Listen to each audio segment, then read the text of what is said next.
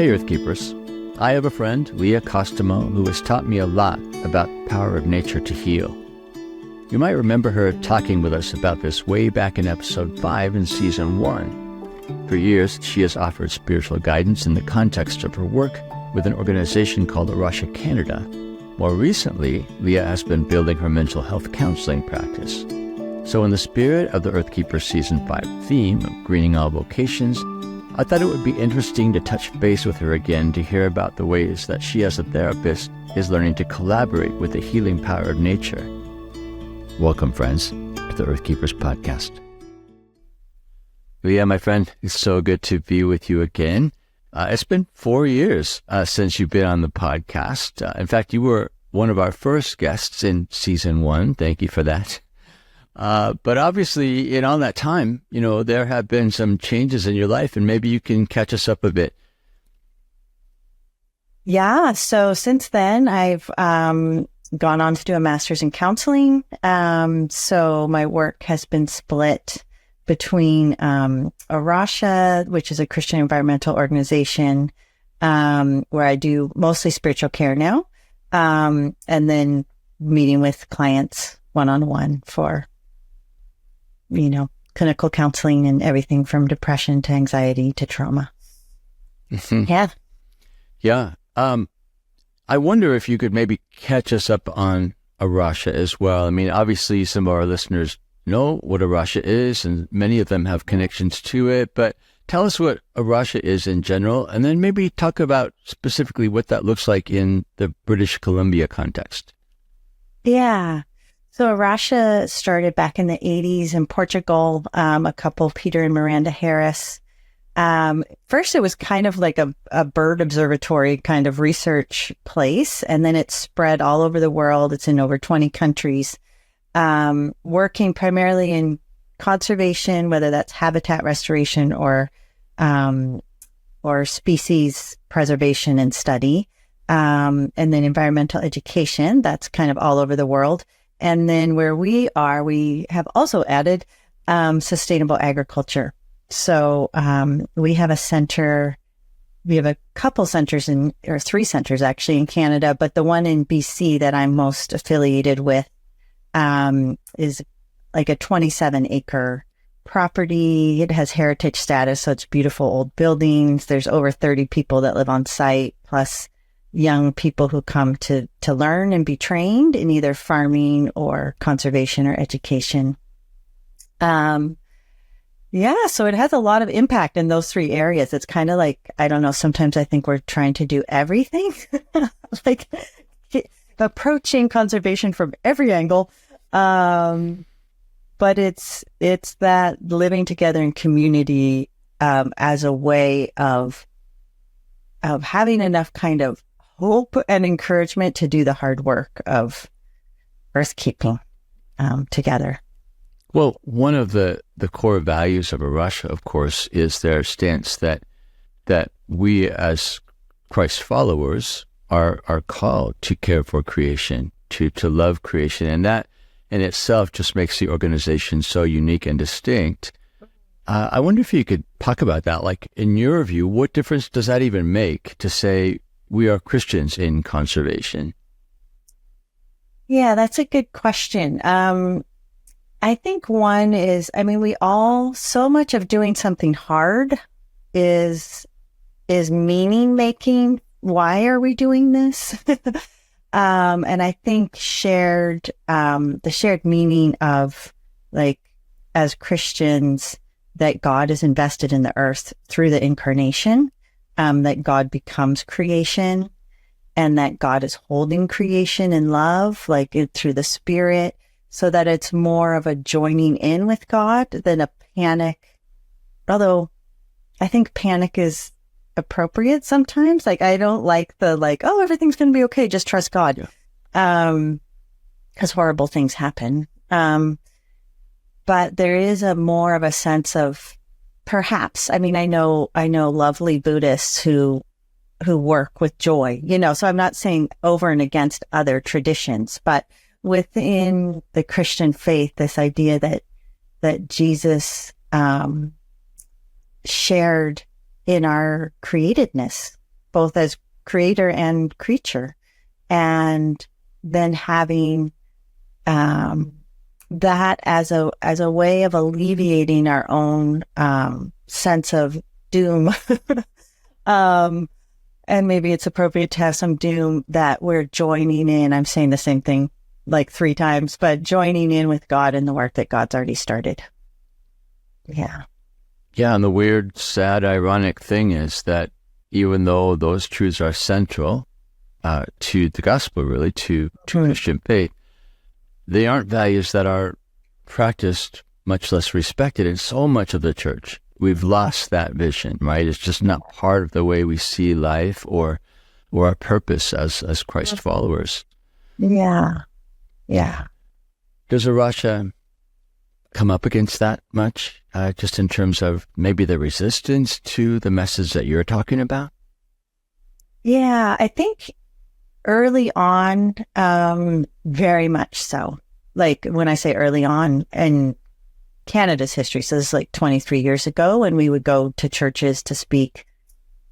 People just, it's like we had 3 heads or something. It's like, what are you talking about? I remember one time I was at a booth after the service, like trying to peddle our propaganda.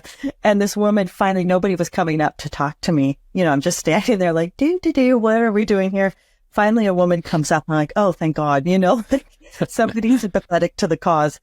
And she came up and she goes, I just wanted to ask, where'd you get your shoes? Oh, no.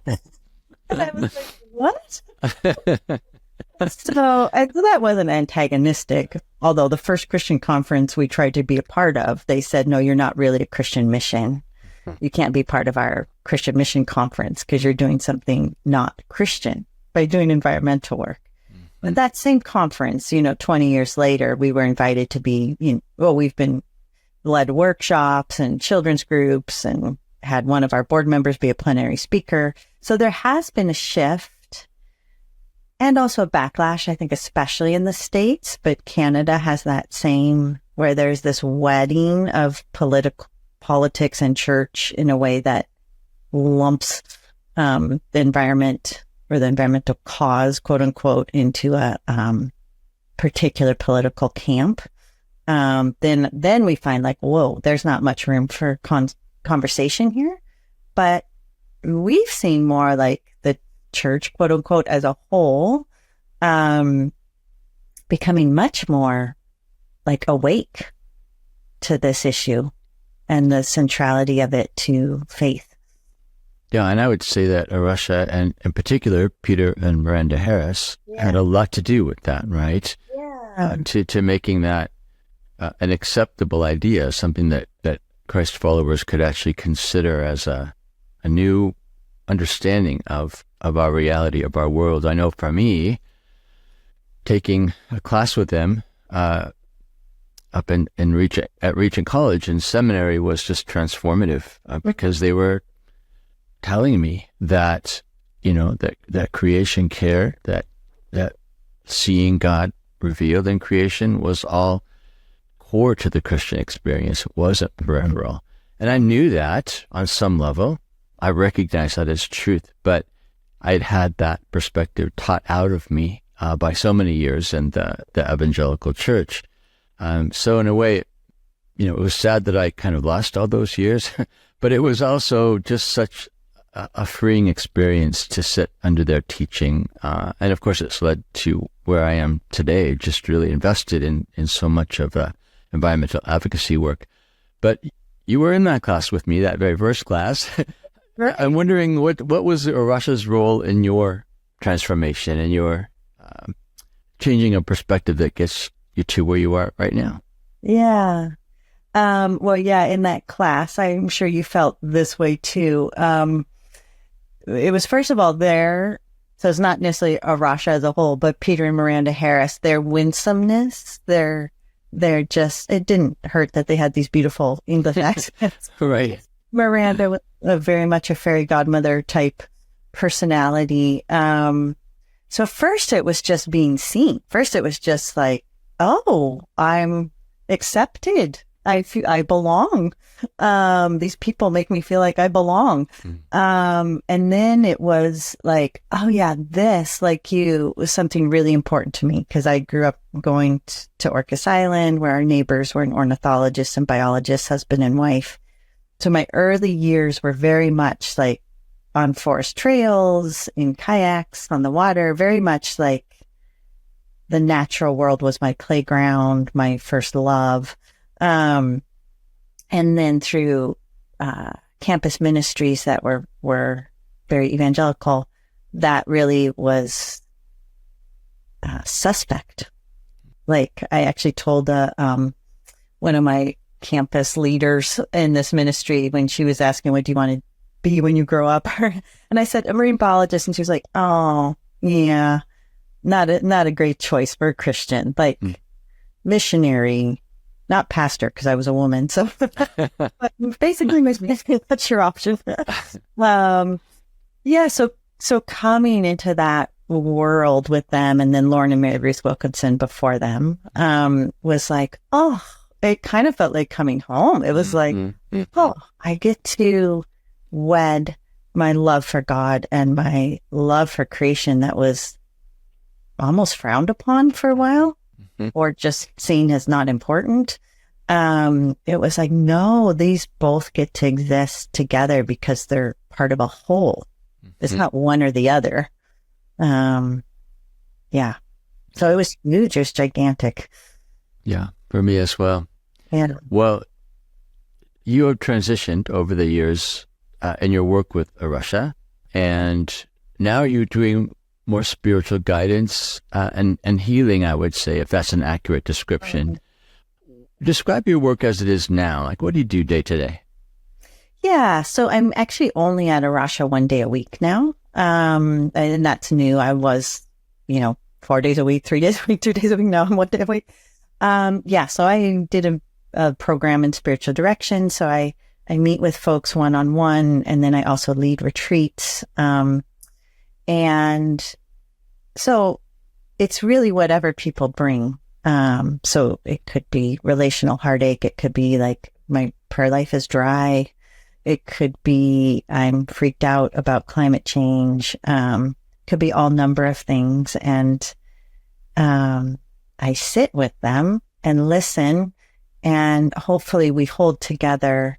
Where is God in all of this? How are you feeling sustained?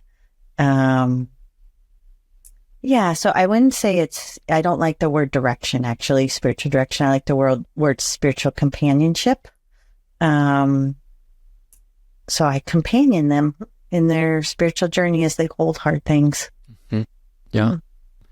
Well, I would imagine that with your core values, whatever you do, whether it's counseling or whether it's spiritual direction, leading retreats, I'm sure that you pursue that always with an ecological sensibility. Is that true? If so, what does that actually look like in your work? Yeah, that's a question I'm answering because retreats, it's super easy because I'm leading them at an Arasha center. And I really believe I don't need to change anybody's mind about anything. I just have to, it's like I lay a simple table with some ritual, like some morning prayers, midday, evening prayers, some sharing time, some shared liturgy. But then basically I give them a little packet of, here's some things you can do outside, some prayer exercises, some different, basically like lie on the grass and look at the clouds for an hour kind of activities. Be present to your life and to creation and God holding creation and in creation. So I feel like they're I'm speaking about my retreats in particular, but super light on dogma and teaching. Oh, there might be like 15 minutes of teaching, and very spacious in go experience God in creation for yourself. And then that is healing. That reorients people. We have an end of the day sharing time. And I remember one time this guy came. There was only one man and it was all women. And this was years ago. And he, this is important, he was a hydrologist as a profession. And we're all sharing about the assignment was to go and just look at something in creation for like a half hour straight and not go immediately to like, oh, this tree is so big. It reminds me of the power of God, to stay with the tree and just be like, oh, it's brown. Oh, it's rough, like really be with this creation as a fellow creature. So anyways, the hydrologist came back. He starts talking about how he sat on the bridge and he just watched the water flow under the bridge. And as he's talking about the beauty of the water and almost stuff he couldn't put into words, he starts crying and like tears are coming down his face. And he says, I feel like I saw water for the first time. This is a hydrologist. Right. Like, what? And that's why I love setting people loose in creation. Because it's like, I could tell them, be anxious for nothing, But if they don't consider the birds and the lilies, it's just an idea not to be anxious. It's like creation, and somehow the Spirit of God in creation works on them to reduce their anxiety or to give them hope or whatever they need, or to just let them know they're not alone. They're a creature amongst other creatures held by the Creator. Yeah, that doesn't answer your question about one-on-one or, No, it does. Yeah. Yeah. I'll ask you another question. I mean, obviously you in some ways collaborate with creation, collaborate with nature in your work. And I would say, as you're maybe trying to encourage or nurture personal wholeness or healing, you really obviously have this assumption that nature heals. Right. I'm just wondering what in all of your studies and experiences have you discovered about the deep power of nature to transform and restore people? Yeah, it's so funny. When you asked that question, I got the chills. Because I think that's how much I believe that's absolutely. Yeah. It's like, yes, you speak truth, brother. I remember reading years ago, and it's really an old book now. It's called Your Brain on Nature. There was that whole thing, your brain on drugs, like your brain on nature. And it really is just a whole book full of studies, clinical studies on what happens when people are outside. And that one of the ones that sticks with me is there was this study on people who had gallbladder surgery. This was a Pennsylvania hospital, and they measured the amount of pain meds and then the length of stay after the surgery for half the patients recovering on the side of the building that had a view of a brick wall, and the other half the patients had a view of a forest.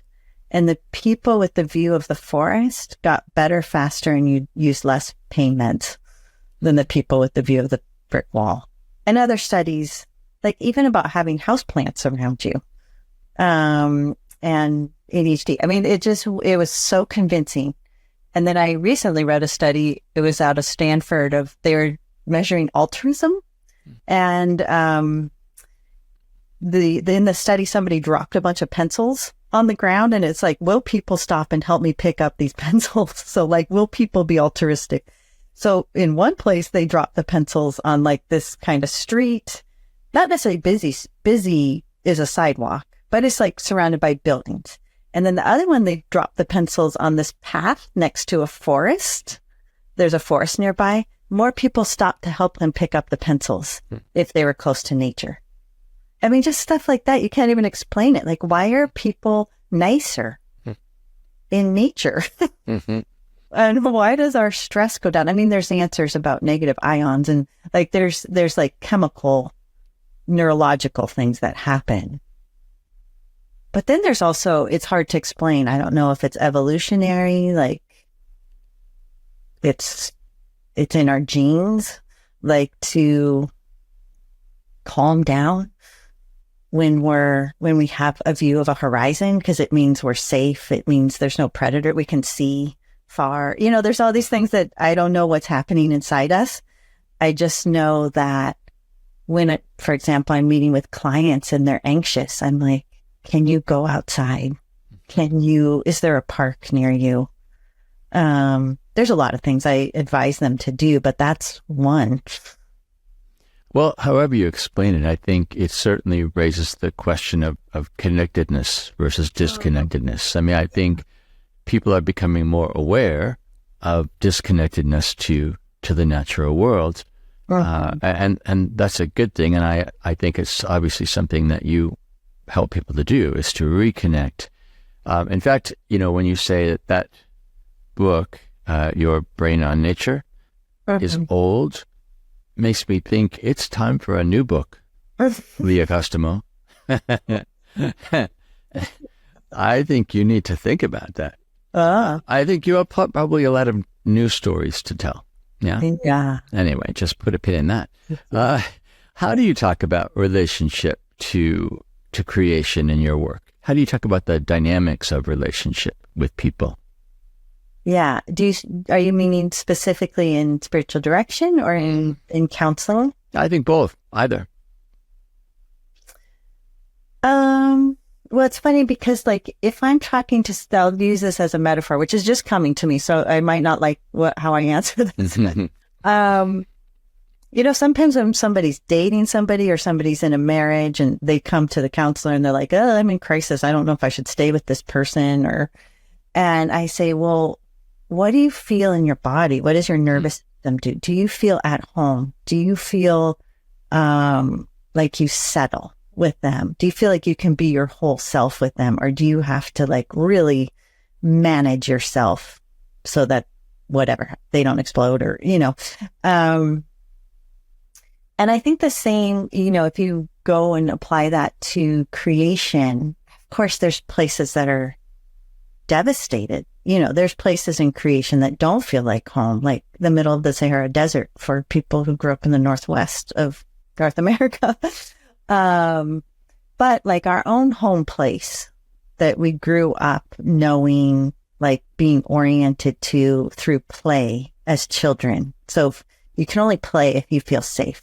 So when children play outside, they are oriented to the safety of the trees around them, the grass, all these things. So I think as adults, this has been a place where their body settles, where they feel at home, where they feel they can be socially connected to other people and to their environment.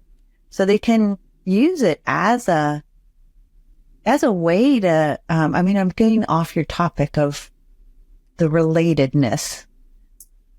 Now I kind of want to go the whole Robin Wall Kimmerer, kinship route. I'm regretting my answer a little bit.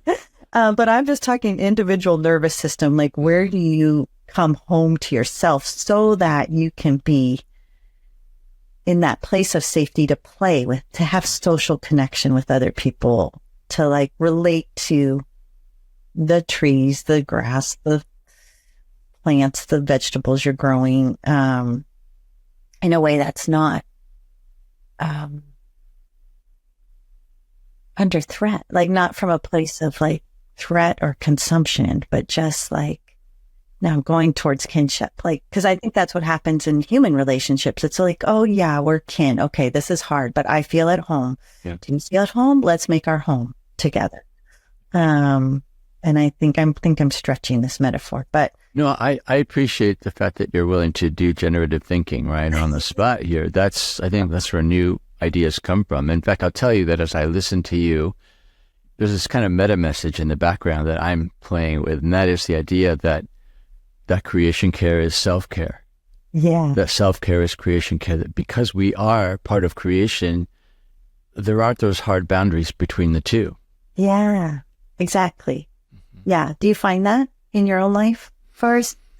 Oh gosh, yes. But I have to say that I often forget it. Right? Again, it's just we've not been taught with that as a central truth, many of us, and that certainly includes me. So it's a discipline to return to that idea and then to do the work of self-care, contextualized in broader creation care narrative, I guess. Yeah. Well, let me ask you about counseling specifically. As you train to be a therapist, do you get any sense that psychology as a field might be moving toward a deeper understanding of the power of nature to heal?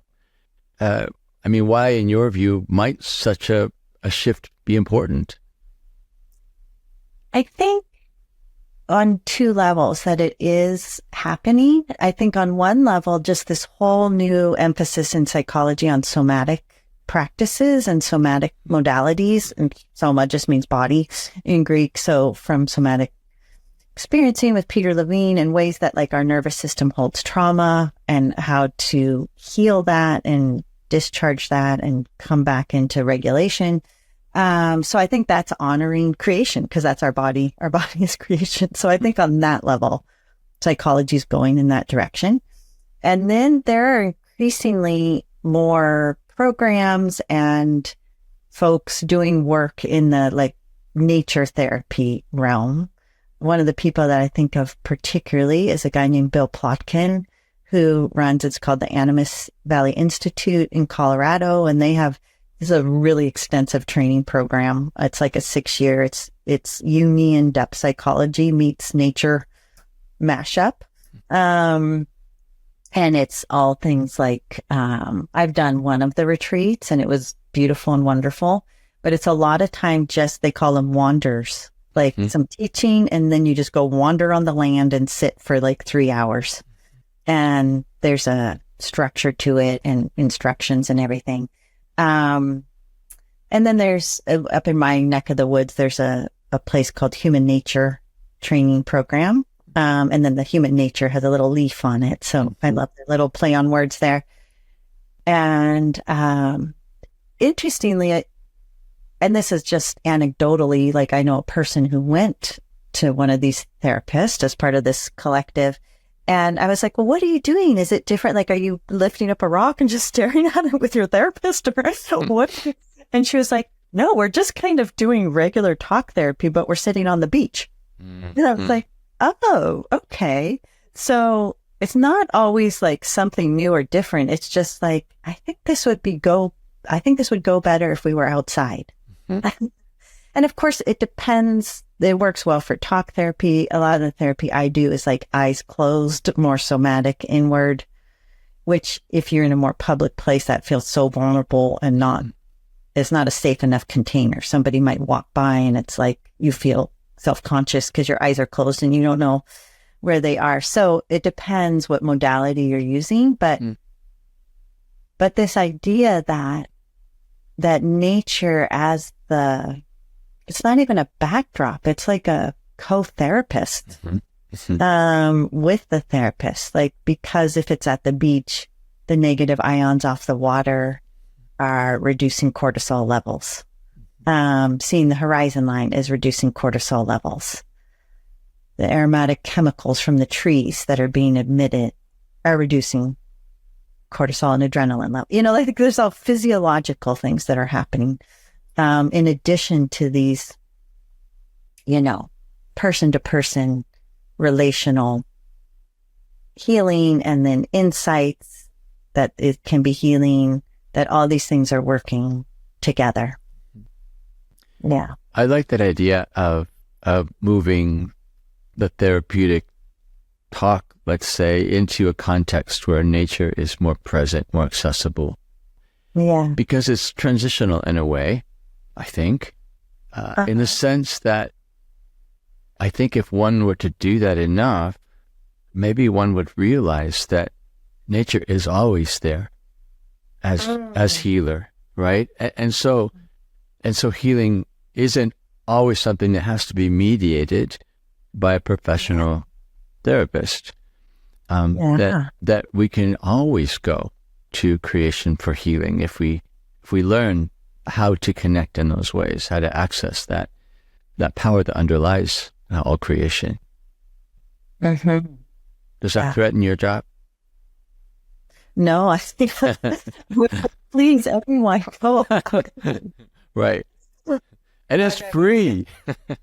And it's free. It's like, what is the low-hanging fruit here in your life? Move your body. Go into get sleep, eat well, talk to friends. Like if you did those things. Yeah. But it strikes me that we really do need guides, right? I mean, people, Yeah. it's a lost art, it's a lost awareness, and we absolutely need guides to take us into those places, to help us to learn, Yeah. to listen, to receive, to connect again. So I appreciate the work that you're doing, and I really think in some ways, in the realm of psychology, it's pretty cutting edge. I don't see a lot of that happening, actually. Yeah. Yeah, I do recommend looking up Animas Valley Institute. Okay. They have retreats all over the world, and they literally rent a campsite. Like they don't have retreat centers. They're just like national park for a week. And these highly trained guides create this container for you and then send you out again and again into nature to process the deepest stuff in your life, like your deepest wounds, and kind of alone with nature, and then back together as a group as you share. But it's a fascinating model. Yeah. Well, speaking of pain and healing and grief, as a parent of a young adult, I have to say it causes me so much grief to witness a sense of hopelessness about our climate future in my daughter and her friends, her generation. She's 21, just graduated from school, but she struggles with what I think many will call climate despair. And for some of her friends, that means, it gets expressed as anger. For others, maybe most, I would say it translates more to a sort of passive acceptance, a retreat from facing the crisis and the crises to come. I'm just wondering, as parents, how have you and your husband encountered these issues and your kids, and how have you actually attempted to walk with younger folks in their struggles? Yeah, I want to say first, not as well as I'd like to. I feel like I've learned from my kids. Both my kids are activists and participate in protests, not just climate things, but more political things, and advocating and befriending and being befriended by unhoused people. And so first off is I'm learning from my kids more than I think I'm offering. I feel like I'm standing still and they're running ahead on a lot of things, and they are I'm not saying this like even glibly, like they are the next generation and our teachers. I mean, I firmly believe that about my kids. We had this with our residents, these young people who come to be trained at the Rasha Center. I remember once we had a panel discussion, and it was on hope, and a number of the people in their 20s who had come was because they were in despair, and they were like, how do I live my life? Like, should I just eat, drink, and be merry, and fly as much as I can and have a good time, because it's all we're going to be extinct, and, everything's going to be a disaster soon. And so and this is maybe more where I am in my own like deconstruction phase, is I used to be like Colossians 1, like everything redeemed in Christ, which I still believe, but also I'm like, I don't know if hope, I think there is a nuance to hope that is like just a sense of hope that's almost beyond the attachment. I mean, this gets into union and that, also Ignatian spirituality of this, like, well, kind of all spirituality actually, of letting go, like to the results. Like, are we clinging to it's all going to keep looking like this and then we're going to be happy? Or are we opening our hands and like, this is going to look really different? It's already looking different. Can I release my attachment to and my panic about like, oh my gosh, it's not going to look like what I want it to look like? And can I then move into both some action? Because action is always an antidote to anxiety. Anxiety is like sitting in a rocking chair and feeling like you're going somewhere, but really you're just sitting still ruminating on the problem. And action like gets you out of the rocking chair and has you taking a step towards something productive.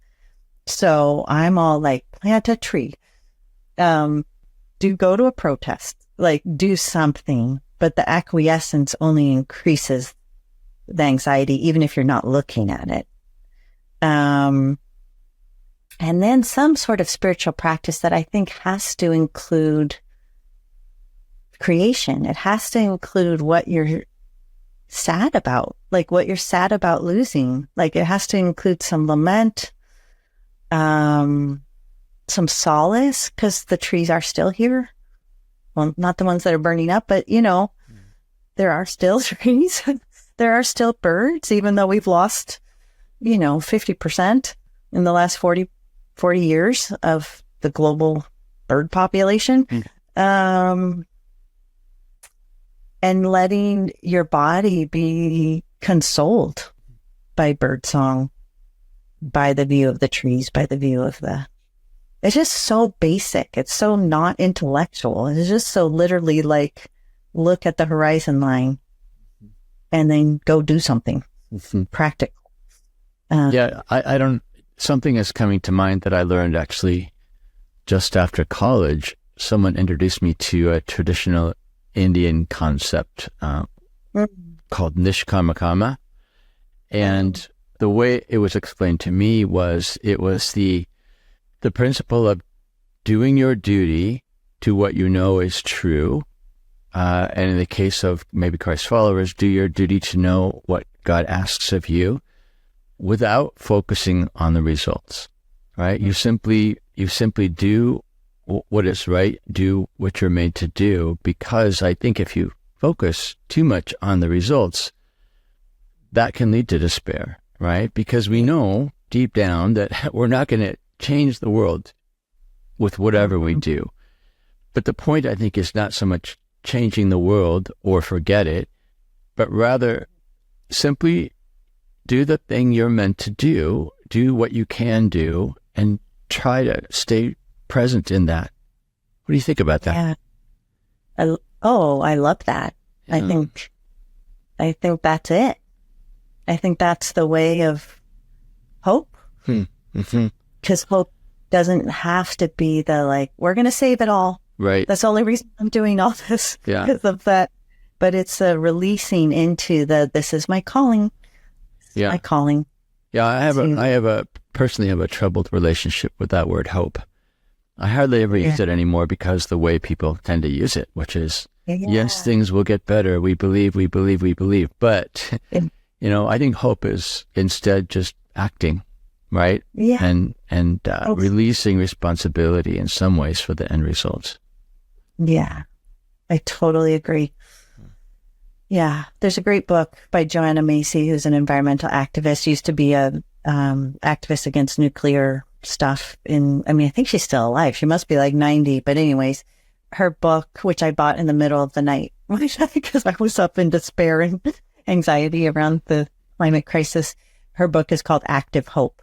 And that's that point she makes is that the opposite of hope is apathy. It's actually not despair. Yeah, that's such a good point. To be hope has to have some feet on it and be doing something that is right. That is like, this is what I'm called to do. Yeah. But it includes lament, and it includes to just trying to create a world that you want to live in, even if you don't know if it will happen.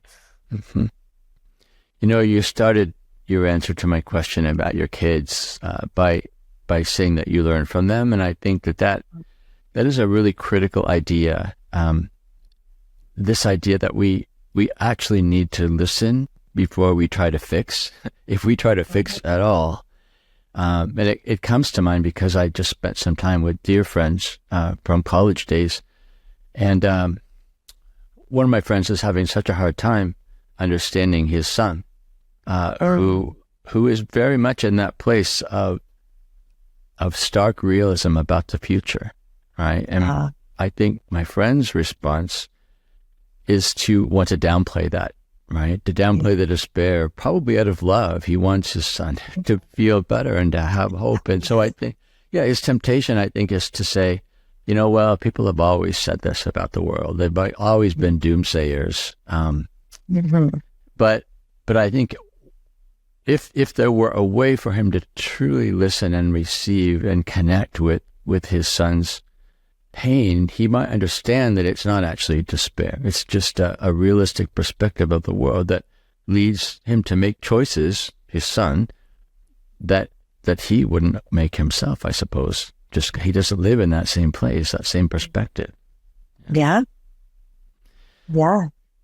Well, there are undoubtedly many people listening to this conversation wondering, what do I do with these ideas? What would you say maybe to those who might really be longing, say, for a deeper connection to creation, or people who want to learn to find healing and restoration in their relationship to creation? What actionable recommendations might we offer them? Yeah, I feel like this is going for the low-hanging fruit. It's, you don't have to sign up for a big, long retreat. You just have to start a practice, which probably everybody listening to this podcast does because they've tuned in to something called earthkeeping. But as you said, it's easy to forget. Like this morning before our time together, I was like, okay, I could look over force questions or I could go for a walk in the woods.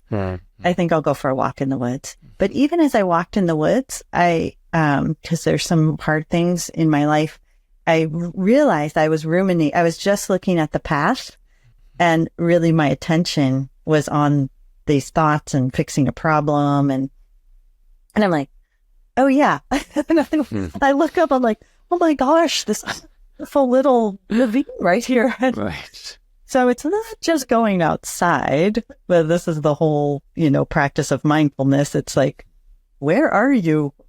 Pay attention, take it in without judgment. Don't be too quick to analyze. And especially if people are Christ followers, there is this knee-jerk response I find, especially in evangelicals, to make like analogies really fast. Like, as I said before, that tree is like the power of God. And it's like, well, that's fine, but that's an idea. That's not an encounter. So John O'Donohue talks about this idea of landscapes as either a place we journey through or landscapes as a place that we encounter and are changed by. And so that does require a slowing down. When I realized that this morning, of course, I know I was going to be on this podcast. So I was like, I got to walk the walk or walk the talk. So in this case, it was walking more slowly because I realized I'm totally ruminating. I'm not really even noticing the trees. So I slowed down, and I just took slower steps so that I didn't have to watch my feet, so that I could look around and look at the trees. And that is healing. I took deeper breaths. I connected with my body more because of that. It's not one or the other. I think the main thing is it's just not ideas. It's encounter. So some practice of encounter, whether that's sitting in your backyard and looking at the bird feeder or finding a park, a place to walk. The more it's like unmitigated by a window, I think is good. Because you can't smell creation through a window. Like having your sense, really being a creature in your senses in creation, I think. And really, I think, at the core of any practice is a discipline of attending, discipline of being present. Yeah. And it is really hard work most of the time to be present, to be attentive. Yeah. And I have found that, as I've tried to help other people, but also in myself, my own practices, that it's really important to have grace for myself because I'm learning this way that is really a way of unlearning, of what it means to be anywhere, about what's important, about what things are prioritized. So I really think it is a discipline that one has to learn and that one will get better over time. But initially, our minds are going to wander. We're going to be staring straight down, thinking about other things rather than looking around us to see God revealed everywhere. Yeah. Yeah. Yeah. Yeah. And we ebb and flow. Even the practiced forest walkers lose their attention. Not that I'm the most practiced forest walker, but yeah, that's the grace is like, wow, this must be a really big problem I'm thinking about because I've really lost my ability to attend to creation around me, and then have grace and then attend. Yeah, I have to admit that I do sometimes get nervous when I talk about my own experiences of forest walking or recommend that to other people because not everyone has access, right? Yeah. So many people live in situations where forest walking is not really an option. Like, what do we say to those people? Yeah, as I was saying, sit in your backyard and look at birds. Even as I said that, I was like, so many people don't have backyards. Why am I using that example? Yeah, it depends. Like if you're in the middle of Manila, like it is going to be hard to find. I just think I feel sad. I almost like don't know what to say. I mean, of course, there are some birds somewhere. Hopefully there's a park somewhere, but it takes maybe an hour through traffic to get there. And then you've dysregulated your nervous system going there and back. If they're in North America or Europe or more rural places in South America or Africa, there are parks. There are places you can get to. There are trees in a neighborhood, even if you live in an apartment or you have a tiny little balcony where you could plant some basil. So, they've done those studies on like who the creatures that live in Tokyo, or at least major cities, and it's like coyotes. And I don't know if it's coyotes in Tokyo, but we had a black bear. I live in a total residential area. There was a black bear the other day. Like, there's never been a black bear here. Not that I wanted to encounter him, but I think creation, I mean, obviously people are creation, so we can always encounter people, but there is creation all around us. And we can also make choices if we have the means to have a holiday, which not everybody does. But you can choose to like be in creation for your holiday. Like my big holiday for this year was doing one of the Animas Valley Institute camping things. So I was sleeping in a tent. There were porta potties. It was not luxurious, but it was like, woo, full immersion in creation. And it was like, I needed that medicine. I also wanted a more comfortable bed and a nicer bathroom. There's things about it that didn't love. But I think sometimes we're like, oh, I don't have a big property, or I don't live next to a safe forest trail. Like that's another thing for women. People who consider themselves female to walk alone in a forest is a privilege that men have more than women in a lot of places. So you have to, I just want to be humble about, it's not so easy. I live in the Pacific Northwest where there's Douglas firs all around me and paths all over the place. And lots of people don't have that. Yeah. Well, I've met people actually who have confronted that issue head on and have made it their work to provide opportunities for people in urban contexts, right? Whether it's through helping a community to create a garden together, or whether it's actually finding resources to maybe take inner city youth out into encounters with nature, which I know you have done before, that kind of work. But I think that that's maybe also part of creation care, right? Is making ways for people to encounter creation in those ways, and encounter God in those ways. Yeah. I don't know if you're familiar with Ross Gay and his work. He's a writer. He wrote the Book of Delights. He has an interview with Krista Tippett on being, and he's also a professor of literature. He was also a college football player. And he's an interesting fellow, but he helped start a community garden in his neighborhood. And it's in a neighborhood that, it's basically an abandoned lot, but it has become this place of gathering and community and nature with all the little creatures, ladybugs and, raccoons that walk through and everything. And yeah, it doesn't have to be this huge national park. Like literally a corner lot. I'm going to run something by you. I mean, it's not a new idea, but it's sort of new in the moment for me. Maybe that's the work of the church. I mean, we talk a lot about, the church should in some ways mediate God to people, right? We interpret the word of God to people, right? But maybe also the job of the church is to mediate nature, right? To find ways for people to sense, know God, understand experientially God's revelation in nature. What do you think about that? I think yes, please. Yeah. That's it. I mean, early on in Russia, Canada, we had a gal, Queenie, who her main job was working with churches to do community gardens. So it was kind of that, but the angle, interestingly, was more like serve your neighbor by growing good food for them. Right. It was more like the Good Samaritan rather than, Gerard Manley Hopkins, like the glory of God, for all this nature is never spent and let's go out and observe the resurrection all around us all the time.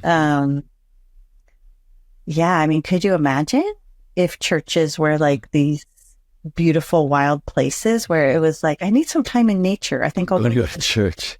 There's a weird around it, or I don't know. Yeah. I mean, somebody told me the other day that the biggest landowner in the whole world is the Catholic Church. Yeah. And I have a friend up here who's working with churches. She's part of the land back movement to Indigenous people. And she's specifically working with churches, dying churches, to instead of selling their property and just giving it back to the denomination, to give the property like right over the deed basically to the local Indigenous folk whose land it was in the first place. That's an aside, but yeah, I just think that would be so prophetic and beautiful that people, instead of needing to go to a national park or just even the local park, thought of going to a church, even if they didn't want to go inside. It's just like, oh, I want to go sit in that place, in that garden. That would be so beautiful. Yeah, the church's garden. Yeah. Beautiful. Very Revelation. It's both a Genesis and Revelation. Yeah. Thank you, Leah. Yeah. This has been good. Yeah. I actually love it that you think out loud, even on a podcast. That's great, right? It ultimately makes things just so much more interesting. And I think we end up in places that are just really interesting too, to both of us. So yeah, thank you.